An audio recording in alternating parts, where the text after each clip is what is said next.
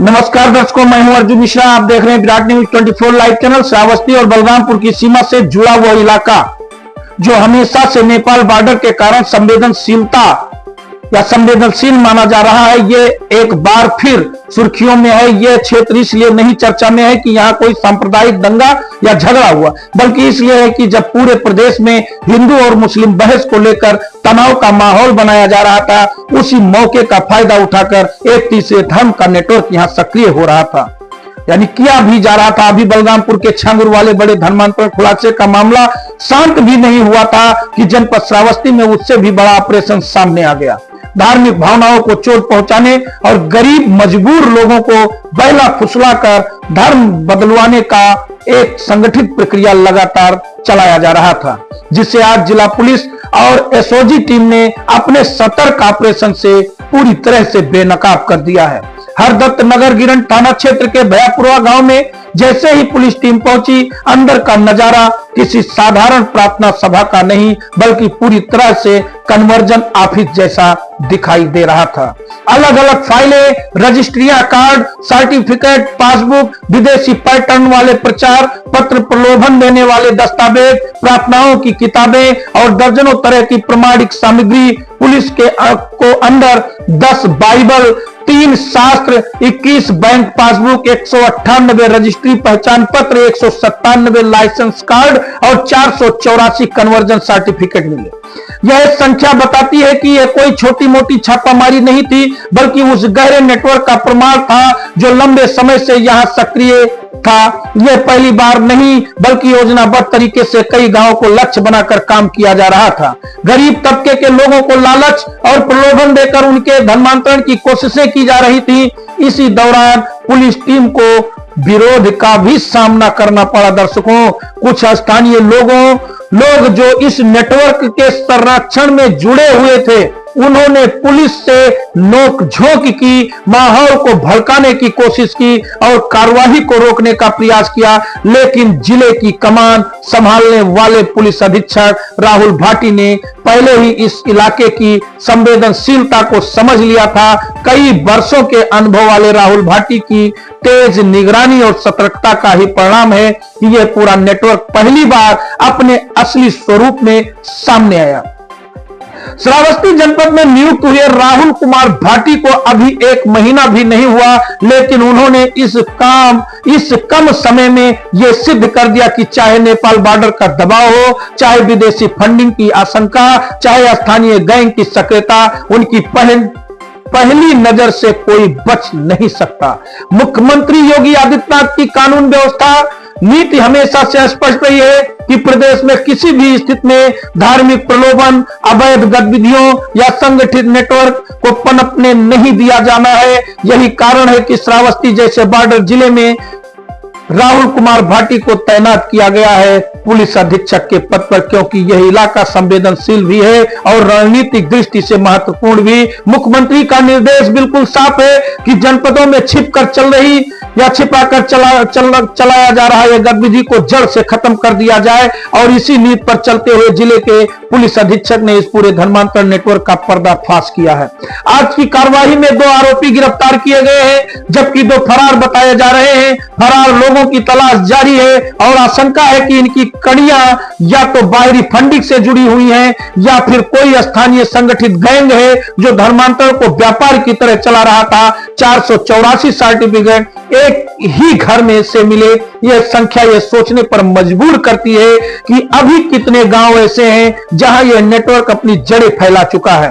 Police अधीक्षक राहुल कुमार भाटी का बयान भी सामने आया है, जिसमें उन्होंने कहा है कि पुलिस से भिड़ने वालों की पहचान कराई जा रही है और उन पर बड़ी कानूनी कार्रवाई की जाएगी।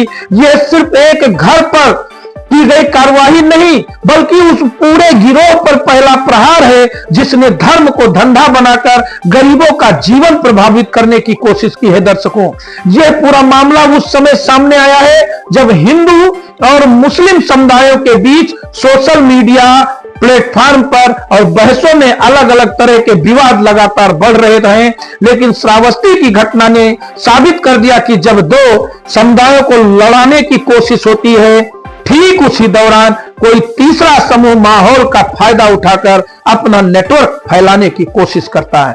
धर्म किसी की आस्था हो सकती है, लेकिन जब किसी कमजोर व्यक्ति को लालच देकर उसका धर्म बदला जाए तो यह सिर्फ अपराध नहीं बल्कि उसकी पहचान पर हमला है। दर्शकों, आज की इस कार्रवाई के बाद गांव में बड़ी चर्चा है, बड़ी बहस है कि आखिर इतना बड़ा नेटवर्क किसके संरक्षण में चल रहा था।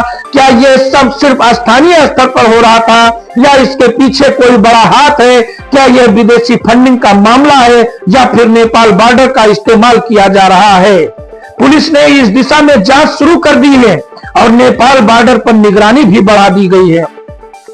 वहीं मुख्यमंत्री योगी आदित्यनाथ की नीति के अनुसार सीमावर्ती जिलों में कानून व्यवस्था को और मजबूत किया जा रहा है और श्रावस्ती की आज की कार्रवाई इसी नीति का प्रमाण है। जिले की पुलिस ने दिखा दिया कि अपराध कितना भी छिपकर क्यों ना किया जाए, उनका रडार उससे कहीं ज्यादा मजबूत होता है। वहीं श्रावस्ती जनपद के पुलिस अधीक्षक राहुल भाटी की सतर्कता, नेतृत्व क्षमता और प्रशासनिक कुशलता का यह बड़ा उदाहरण है कि उन्होंने जिले में आते ही सबसे पहली छिपी हुई गतिविधियों को पकड़ने की रणनीति अपनाई। उनकी कार्यशैली न केवल अपराधियों में भय पैदा कर रहा है बल्कि आम जनता में भी भरोसा जगा रहा है कि श्रावस्ती अब एक सुरक्षित जिला बनकर उभर रहा है। लोग उन्हें जिले का सिंघम कहने लगे हैं क्योंकि उनका उद्देश्य सिर्फ कार्रवाई करना नहीं बल्कि जिले में कानून व्यवस्था और शांति स्थापित करना है। दर्शकों, आपको बता दें कि आज की कार्रवाई के बाद गांव में पूछताछ जारी है। कई और बड़े खुलासे होने की संभावना है, कई और नाम सामने आ सकते हैं। पुलिस लगातार जांच में लगी है और पूरे जिले में चौकसी बढ़ा दी गई है। श्रावस्ती जैसे सीमावर्ती जिले में यह आवश्यक भी है क्योंकि यहां की छोटी सी चूक बड़े नेटवर्क को जन्म दे सकती है।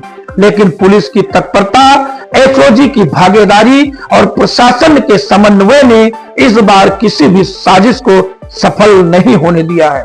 विराट न्यूज 24 लाइव इस पूरे मामले पर लगातार पैनी नजर बनाए हुए है। जैसे ही कोई अपडेट आएगी हम आप तक सबसे पहले पहुंचाएंगे। हम जनपद वासियों को यह संदेश भी देना चाहते हैं कि प्रशासन की कार्रवाई में सहयोग करें, किसी लालच में ना आए और किसी भी संदिग्ध गतिविधि की तुरंत पुलिस को सूचना दें। यही सतर्कता जिले को सुरक्षित रखेगी।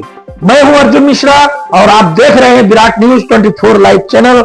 आगे भी हर अपडेट, हर खुलासा और हर सच्चाई हम आप तक पहुंचाते रहेंगे। इसलिए हमारे चैनल को सब्सक्राइब करें, फेसबुक पेज को फॉलो करें और यूट्यूब पर हमारे साथ जुड़े रहें। धन्यवाद, नमस्कार। थाना हरदत्त नगर गिरंड क्षेत्र में ग्राम भैवापुरवा में 2 अभियुक्तों की गिरफ्तारी की गई है जो कि सामूहिक रूप से धर्मांतरण कराने वाली गतिविधियों में संलिप्त थे। पुलिस द्वारा मौके पर ही कुछ इनक्रिमिनेटिंग सब्सटेंसेस बरामद किए गए हैं, यथा 197 लाइसेंसी कार्ड, 198 रजिस्ट्री परिचय पत्र, 484 बैप्टिज्म सर्टिफिकेट्स, एक एसबीआई बैंक की पासबुक, 20 अन्य विभिन्न बैंकों की पासबुक जो प्रेयर अटेंड करने के लिए आते थे उन व्यक्तियों की थी जिनको प्रलोभन हेतु आर्थिक सहायता है उनके खातों में पैसे डाले जाते थे, जिसकी फाइनेंशियल ट्रेल, आर्थिक लिंक स्टैब्लिश की जा रही है।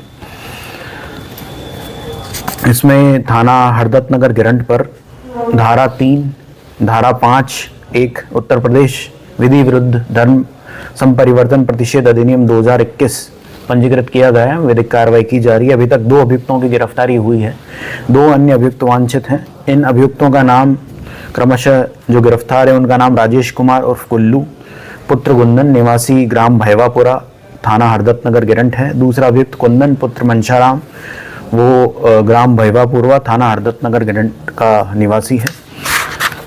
मौके पर ही इन दोनों अभियुक्तों की गिरफ्तारी की गई थी। 2 अभियुक्त मौके से भागने में सफल हुए थे, जिनकी गिरफ्तारी जल्द ही टीम बनाकर कर ली जाएगी। और इनका जो धर्मांतरण करने का तरीका है, गांव वालों से पूछताछ की गई तो पता लगा कि कल लगभग 150 व्यक्ति इस सामूहिक धर्मांतरण के कार्यक्रम में उपस्थित थे, जिसमें लोगों को गहने, अनाज, खाद्य सामग्री एवं आर्थिक प्रलोभन देकर धन परिवर्तन कराया जा रहा था, जिसके पर्याप्त साक्ष्य पुलिस को मिले हैं, मौके पर ही बरामद हुए हैं। और अभियुक्त के खातों की, अभियुक्त के नंबरों की और अभियुक्त की जो आर्थिक फाइनेंशियल ट्रेल है उसको स्टैब्लिश किया जा रहा है, ताकि इसमें और भी जो फंडिंग और जो अन्य लिंक जो बाहर से इनको मिल रही है उसका पता लगाया जा सके। सर, बताया जा रहा है कि जो मौके पर टीम छापेमारी के लिए पहुंची तो वहां के लोगों ने टीम पर पथराव किया, क्या कुछ ऐसा भी था सर? देखिए, कुछ व्यक्ति जो दो अभियुक्त हैं और उनके कुछ साथी थे, उनके द्वारा इस तरह की घटना कारित की गई थी, जिसके संबंध में पुलिस द्वारा पहचान की जा रही है, उनकी भी गिरफ्तारी की जाएगी।